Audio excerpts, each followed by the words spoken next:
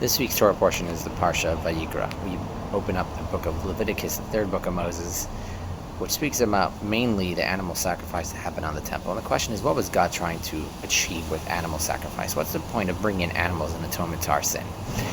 So the Talmud tells us that as human beings, we are part animal, part angel. We are part animal, we procreate, we eat and drink, we use the restroom, but we're part angel, we can understand God and come close to Him.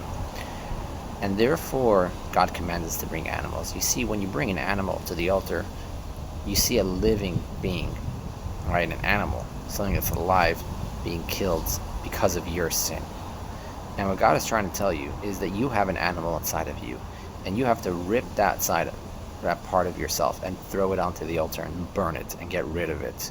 And that's how you truly sacrifice for God. You see, the word in Hebrew for sacrifice is korban, but it can also mean keruv, which means coming close.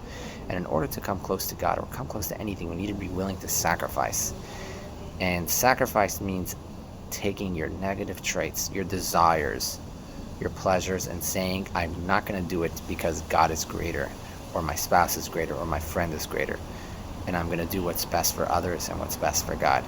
And therefore we bring an animal. We're supposed to relate to the pain of the animal. And we're supposed to see the pain of the animal and understand that, in a sense, we are part animal.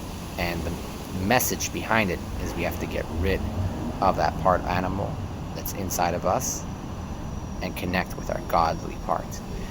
The great book of Tanya that was written by the first Chabad Rebbe explains how in every single human being you have two souls. We have a godly soul and we have an animalistic soul.